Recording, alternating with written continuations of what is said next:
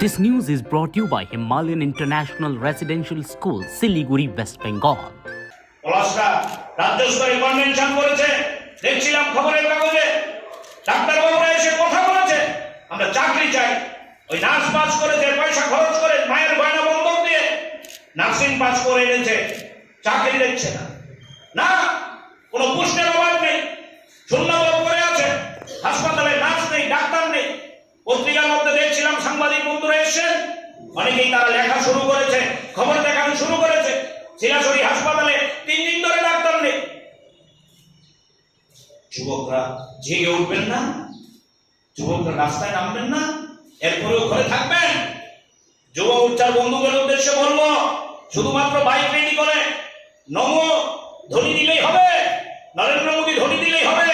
হ্যাঁ, আপনার পদ রাখার জন্য নরেন্দ্র মোদী ধ্বনি দিতে হবে, কখনো বিপ্লব বাবুর নাম বলে ধ্বনি দিতে হবে, কখনো মানিক শাহর নাম বলে ধ্বনি দিতে হবে।